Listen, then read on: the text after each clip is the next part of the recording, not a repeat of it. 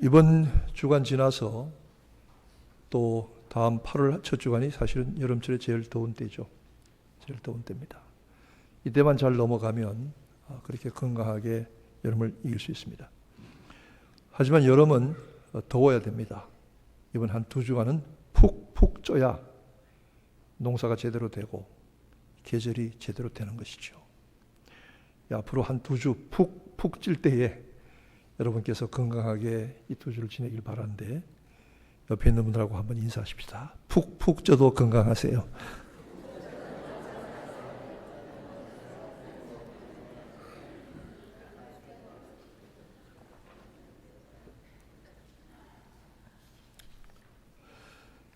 며칠 전에 그 신문 뉴스를 보니까 경기도 수원에서 20대 초반의 젊은 사람들이, 애들이죠. 저희 딸아이 또래쯤 되는 21살짜리 여학생이 대낮부터 남자친구하고 술을 잔뜩 마시고 취해서 길거리에 쓰러져 있다가 남자친구가 깨보니까, 그리고 어떻게 하면 여자가 없어졌어요. 얼마 후에 그 여자아이를 데려가서 강제로 못된 짓을 하려고 하던 사람이 그 여자아이를 죽였어요. 그리고 자기도 스스로 목숨을 끊었어요. 세상에 이런 죄들을 보면서 성경이 술 취하지 말라, 이는 방탕한 것이니 오직 성령의 충만을 받으라 하실 때는 반드시 그만한 이유가 있다. 세상이 참 악하다, 이런 생각을 해봅니다. 이 예수님께서 오늘 제자들에게 말씀하시기를, 세상이 죄에 대하여라 하면 저희가 나를 믿지 아니하며 했습니다. 우리가 죄라고 하는 것은 무슨 그런 외형적이고 행위에 관한 죄들만 생각하기 쉽습니다만, 정말 중요한 것은 예수를 믿지 않는 죄입니다. 예수를 믿지 않는다고 하는 것은 예수와 상관이 없고, 그리고 자기가 자기 인생을 스스로 주장할 수 있는 권리가 있다고 생각하는 것이죠. 그러나 우리는 예수 그리스도께서 내 안에 계셔서 나를 주장하시고 나는 그분의 뜻대로 살아야 될 귀한 책임과 특권과 의무가 있다는 사실을 깨닫는 것입니다. 예수님께서 죄에 대하여라면 저희가 나를 믿지 아니하며 하실 때에 이 말씀을 바로 앞에 제자들에게 하신 말씀입니다. 여러분, 우리가 예수를 믿지 않는 것이 죄라고 하는데 스스로 물어봅니다. 내가 예수를 믿는가? 잘 믿고 있는가? 하는 질문을 하는 것입니다. 금요일마다 우리 기도회로 모이는데 제가 기도회 시작할 때 꼭 이렇게 먼저 기도하고 시작합니다. 하나님, 오늘 이 저녁에 저희가 기도하러 왔습니다. 기도하러 온 거잖아요. 기도하게 해 주시옵소서. 그렇게 기도합니다. 하나님 말고 다른 데 가서 찾거나 구할 데가 있으면 갖겠습니다. 그런데 하나님밖에는 찾고 구할 데가 없어서 하나님 앞에 나왔습니다. 기도하는 것 말고 다른 좋은 방법과 수단과 길이 있으면 그 길로 갔겠습니다. 그런데 그런 방법이 없어서 하나님께로 나왔습니다. 기도하게 해 주옵소서. 내가 기도하는 것이 아니라 성령이 기도하게 하셔야 합니다. 그래야 기도가 되는 거거든요. 이 기도를 하면서 가만히 생각을 해봤습니다. 정말 솔직하고 정직하게 고백을 하면, 하나님, 기도하러 오긴 왔는데 그동안 하나님 말고 다른 데 도움 줄 만한 데를 많이 찾아다녔습니다. 그러고는 갈 데가 없어 왔습니다. 아프면 의사를 먼저 찾아가고, 무슨 문제가 생기면 도움을 줄 사람 찾아가고, 거기 가서 안도를 얻었지, 거기 가서 해결하려고 했지 하나님을 먼저 찾아오지 않았습니다. 인간적인 수단 방법 다 동원해보고 써봤습니다. 문제가 생기면 그렇게 먼저 합니다. 그런데 그렇게 하다가 안 되니까 하나님 앞에 나왔습니다. 이게 솔직한 고백일지 모릅니다. 여러분이나 저나 그럴 때가 많이 있습니다. 예수와 함께 있고 예수로부터 직접 말씀을 듣고 예수를 모시고 다녔지만 주님께서는 때때로 제자들의 불신앙을 책망하셨습니다. 나를 믿지 아니하며 할 때에 신자는 예수를 전적으로 믿고 신뢰하는 것과 예수의 깊은 것을 알지 못하는 죄가 있을 수 있다는 것이지요. 여러분, 예수 믿는다고 하지만 예수님을 전적으로 의지하고 신뢰하십니까? 전적으로 그분에게만 의지하고 신뢰합니까? 요즘 캘리포니아에서 비가 오지 않아서요. 각 집마다 잔디를 다 걷어낸대요. 잔디를. 어떤 집에는 집보다 잔디가 더 넓잖아요. 그걸 다 걷어내요. 비가 오지 않으니까. 그리고 물만 주면 벌금을 매기는 거예요.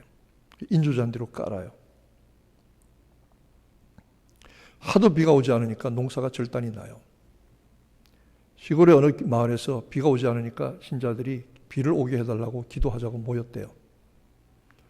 그래서 하나님, 비를 주시지 않으면 참 우린 이제 금년 농사 끝입니다. 성경에 이른 비와 늦은 비를 주셔서 때를 따라 돕는 은혜를 주셔야만 우리 인생이 생명의 유지가 가능한데 하나님 비를 주시지 않으면 어떡합니까? 주세요. 간절히 기도했더니 세상에 기도가 끝나자마자 푸르던 하늘이 갑자기 먹구름이 몰려서 우당탕 쾅탕 벼락 번개 천둥을 치더니 폭우가 쏟아지더라는 거예요. 막 비가 엄청나게 쏟아져요.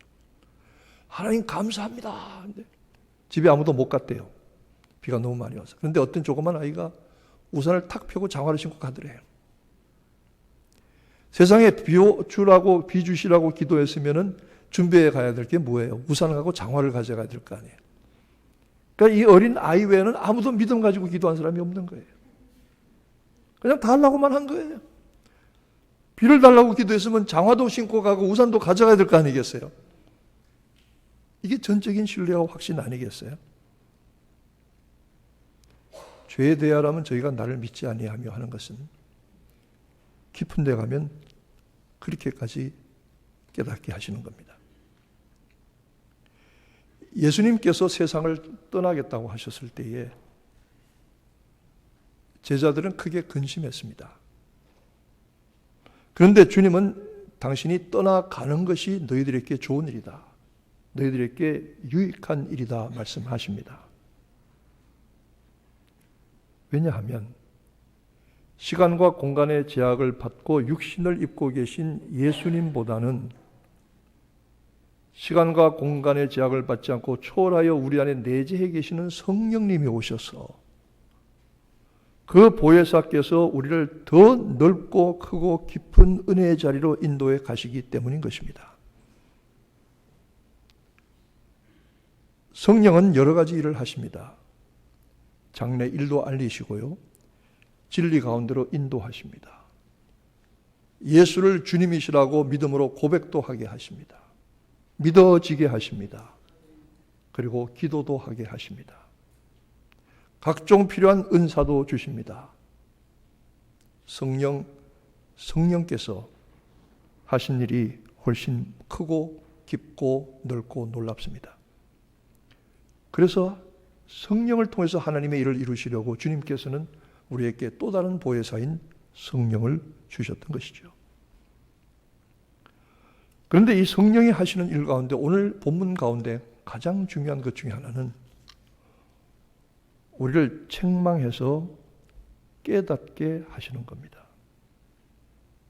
여기서 책망한다는 말은 책망하기 위해서 하는 말이 아닙니다. 야단치고 사람을 파괴하고 깨뜨리기 위해서 하는 말이 아닙니다. 깨닫고 돌이키고 바른 길로 가기를 권하는 것입니다. 어떤 분들이 저보고 목사님 설교 때 때리지 마세요. 제가 무슨 권투 선수입니까? 때리지 마세요. 저도 때리고 싶지 않아요. 그래서 목사님 뭐 설교 때 왜 때립니까? 이런 분이 있는데 혹시 생각을 살짝 바꾸실 수는 없나요? 이렇게 오죽하면 저렇게 얘기하시겠느냐. 오죽하면. 때리는 것이 목적이 아니라 돌이켜서 믿음의 길과 은혜의 길로 유익한 길로 가기를 간절히 원하는 바람이 있는 것이죠. 성령이 여기서 책망하신다는 것은 검사가 법정에서 기소하는 것과도 같습니다. 그냥 무조건 저놈을 죽입시다 살립시다 말하지 않습니다. 무슨 죄가 있고 무슨 증거가 있는데 무슨 법에 의해서 어떤 형벌을 주기를 원합니다 하고 정식으로 검사가 기소하는 것이죠. 그것처럼 성령께서 우리 속에 구체적으로 분명하게 깨닫게 하시는 이 일이 바로 책망하시는 겁니다. 책망의 목적은 깨닫고 돌이키게 하는 것입니다. 죄에 대해서, 의에 대해서, 심판에 대해서 책망하실 때에 이 책망을 통해서 돌이키게 하십니다. 저희 아들 녀석이 어릴 때에 무슨 야단을 쳤더니 막 엄마한테 대들어요. 그러면서 막 애가 막 좀 이상하게 막 그래요. 그 과잉적인 그런 반항하는 태도를 보여요. 그래서 저희 집 사람이 그 아이를 뺨을 한 대 쫙 갈겼어요. 근데 이 녀석이 딱 한 대 맞더니 멈칫 하더니 정신이 번쩍 나는 거예요. 이게 캄다운이 된 거죠. 쿨다운이 된 거예요. 나중에 저희 엄마한테 하는 얘기가 오래 후의 얘기입니다. 저리더라. 그때 엄마가 자기 때려줬을 때 정신이 번쩍 들었다고. 많이 때려줘야 됩니다. 그것은 때리지 못해서 그렇지만 때리는 목적이 뭡니까? 맞고 죽으라는 게 아닙니다. 깨닫고 돌이키라는 겁니다. 생명의 길로 돌아오라는 거지요.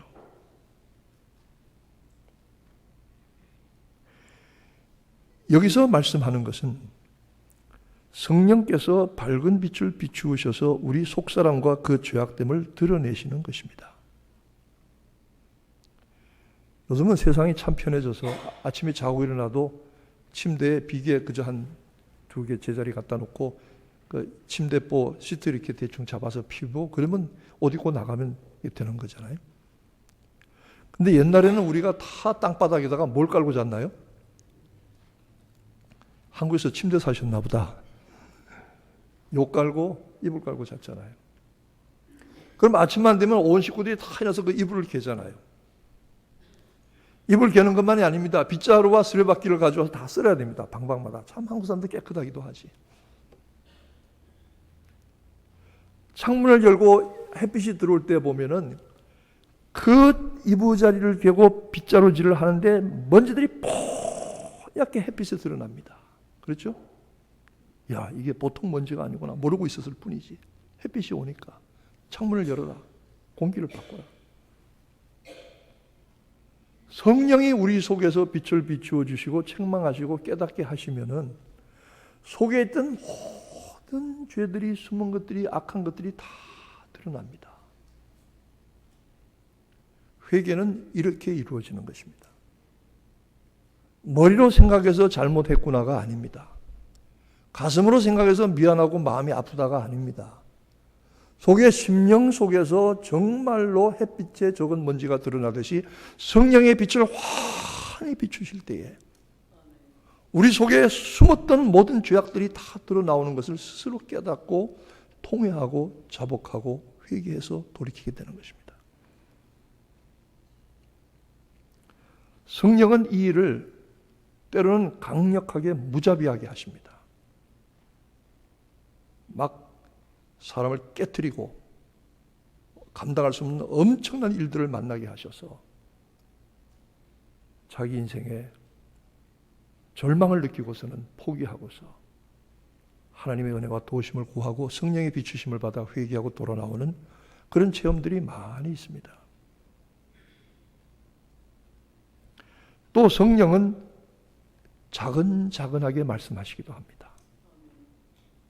크게 요란하게 소리하지 아니하시지만 내 속에 조용조용히 말씀하십니다. 아무개야, 아무개야.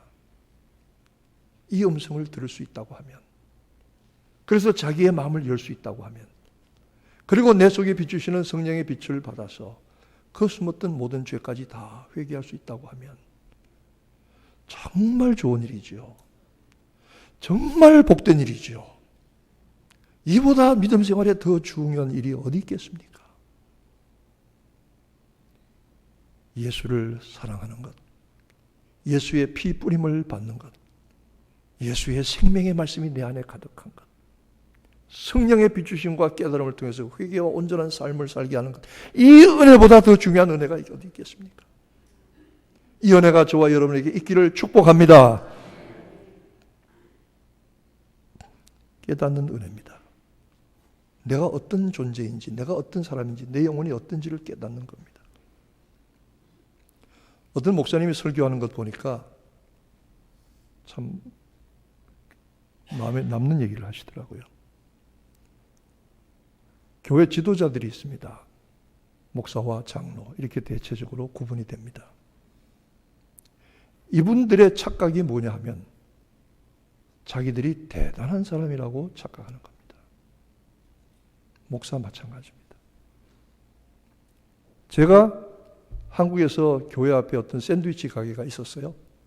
그 샌드위치 가게가 그 주인이 노총각인데 45살이에요. 목사님 장가 보내주세요. 그리고 교회 예배 나오던 총각에. 그 집 가서 하루는 커피와 샌드위치를 주문했는데 그 주인 청년이 샌드위치와 커피를 저한테 주면서 목사님 여기 있습니다. 그랬더니 옆에서 어떤 젊은 사람이 제가 목사란 얘기를 듣더니 막 얼마나 얼굴과 인상이 험악해지는지 저를 그렇게 무섭게 노려보더라고요. 저는 전혀 모르는 사람이에요. 아니 왜 이럴까? 제가 순간적으로 가슴이 섬뜩한 느낌이 들었어요. 느낌이 있잖아 사람이. 막 온갖 얼굴에 증오와 분노를 다 담아서 저한테 쳐다보는 거예요. 목사라 그랬다고. 여러분 세상이 목사를 얼마나 우습게 보는지 압니까? 바울은 우리가 만물의 찌끼같이 여김을 받았다 그랬어요. 찌끼, 찌끄러기처럼. 장로 마찬가지입니다. 교회 지도자들이 교회 안에서 존경받고 목사님, 장로님 하지만 세상에 나가면 사람들이 우습게 합니다. 아무것도 아닙니다. 그런데 대단하다고 착각을 하고 있다는 겁니다.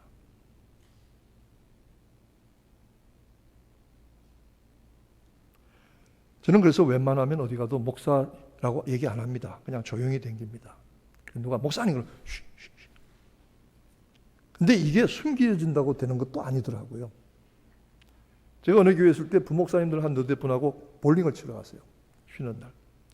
저는 작은 골프공은 못 쳐도 큰 볼링은 잘 쳐요. 볼링을 치는데 주인이 갑자기 오더니 목사님들이신가요? 의사 선생님들이신가요? 이러더라고요. 그래서 제가 뭐 같아요? 그러니까 목사님 아니면 의사 선생님 같습니다. 그래서 고맙긴 한데 우린 둘 다입니다. 무슨 말이냐요? 몸 영혼 고치는 목사입니다. 그랬더니 그러실 줄 알았습니다. 저는 안수 집사인데요. 어떻게 보니까 꼭 목사님들 같아요. 그래서 잘 오셨습니다. 저희가 그리고 주인이 막 마실 걸 막 내오더라고요. 반갑다고. 그래서 덕을 본 적도 있어요. 여러분 제가 아무런 표시를 하지 않고 여러분의 전 이해가 없이 제가 여러분 만나면 제가 목사처럼 보입니까? 그렇게 보이지 말라고 그랬는데도 어쩔 수 없어요. 보여요. 그런데 세상 사람들은 그렇지 않아요. 우리 아무것도 아니에요. 미국 와서 밥을 먹으러 이렇게 가면 식당에 사람들이 앞뒤 옆에서 이야기를 하는데 가만히 들으면 교회 얘기 많이 하더라고요. 교회 얘기. 근데 들어보면 좋은 얘기 별로 아니에요. 뭐 목사가 어쩌고 뭐가 어쩌고 뭐 교회 뭐 장로가 어쩌고 뭐가 어쩌고. 그 목사님 얘기가 교회와 목회자들을 함부로 얘기하고 무리하게 대하는 사람들에게 그분들의 특징이 하나 있는데 그분들의 특징이 뭐냐면 자기들이 대단한 사람인 줄로 생각하고 있다는 거예요. 이 정도로 얘기해도 될 만한 사람인 줄로 착각하고 있다는 거예요. 아니라는 거죠. 어떤 분이 이렇게 얘기합니다. 거룩한 진리와 교회에 대해서 공격을 하거나 목회자에게서 함부로 이야기할 때는 마귀가 역사한다는 겁니다. 가룟 유다가 예수님께 불만 불평을 품고 있다가 마귀가 그 안에 들어가서 예수를 시험하는 마음을 주었다는 거지요. 거룩한 교회와 진리와 목회자들에서 함부로 이야기할 때에 마귀가 역사하는데 마귀는 그에게 악마적인 쾌감을 준다는 겁니다. 선물로. 스스로 멋있게 생각이 되는 거죠. 착각하는 거죠. 근데 그럴 경우에 그 영혼은 죽어가게 되고, 특별히 그렇게 공개적으로 은행으로 나타나게 될 때는 자녀들의 영혼이 심각하게 상처를 받는다는 겁니다. 자녀들의 영혼이. 저는 그 말을 듣고 목회자의 자녀들도 마찬가지라고 그랬습니다. 목사님들이 목회하다 힘드니까 집에 가서 뭐 이런저런 얘기하는데 그걸 목사님들의 자녀들이 들었을 때에 자녀들의 영혼을 죽일 수가 있다는 거죠. 그래서 목회자의 자녀들 중에 신앙생활 잘하는 것 같지만 교회 안에서 본의 아니게 가시 역할을 하는 사람도 제가 상당히 많이 봤습니다. 왜? 어릴 때 그 상처가 있으니까. 자녀들의 영혼을 죽이는 일이 될 수가 있습니다. 자기 영혼을 죽이는 일이 될 수가 있습니다. 악마적인 쾌감을 누릴지는 모르지만 영혼은 죽어갑니다. 자기가 스스로 대단한 사람이라고 생각하기 때문에 그런 일들이 일어난다는 거죠. 제가 그분의 설교를 듣고 깜짝 놀랐어요. 우리 대단한 사람들 아니에요. 예수 잘 못 믿어요. 자기 잘난 줄 알아요. 그리고 무슨 일이 생기면 하나님께 엎드리기보다는 사람 찾아다니고 자기 인간의 수단 방법을 찾아다녀요. 감사하고 기뻐하기보다는 불평하고 원망하는 게 더 많아요. 풍성히 드리기보다는 인색하고 아깝고 계산하는 것이 더 많아요. 형제를 사랑하고 덮어주기보다는 비판하고 욕하는 일들이 더 많아요. 우리 그런 인생들이에요. 성령이 우리를 책망하셔서 깨우치시는 거예요. 너 아무것도 아니다. 바로 믿음에 서라. 여러분, 이 책망을 제대로 받을 수 있다면, 그리고 우리가 하나님 보시기에 얼마나 부끄러운 존재라는 사실을 깨달을 수 있다면 회복이 가능할 줄로 믿습니다. 예수님은 이 제자들의 연약한 모습과 불신앙에도 불구하고 저들을 버리지 아니하셨습니다.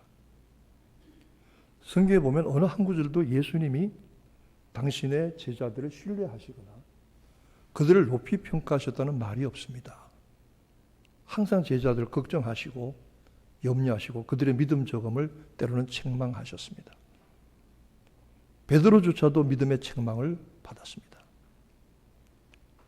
가룟 유다는 예수님을 배신하고 팔았습니다. 베드로는 예수님을 부인하고 배신했습니다. 다 도망가 버렸습니다.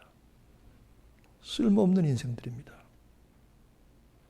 그런데도 불구하고 제가 이 말씀을 준비하면서 요한복음 13장에 보니까 예수께서 세상에 있는 자기 사람들을 사랑하시되 끝까지 사랑하시니라. 저는 막 이 말씀을 들으니까 가슴이 막 흔들려요. 여러분 안 그래요? 나같이 허물이 많고 문제가 많고 교만하고 완악하고 패역하고 불순종하고 음란하고 더럽고 추한 이런 인생도 버리지 아니하시고 세상에 있는 자기 사람들을 끝까지 사랑하시니라. 막 가슴이 떨려요. 우리가 그 은혜를 힘입어서 오늘까지 살았어요. 우리에게 주시는 성령의 많은 은혜가 있지만 우리 자신을 깨닫게 하시고 돌이켜서 예수를 전적으로 믿고 신뢰하는 믿음의 자리에 들어가는 것보다 더 큰 복이 있을까요? 더 중요한 것이 있을까요? 오늘 이 은혜가 저와 여러분에게 있으시기를 축복합니다. 기도하겠습니다.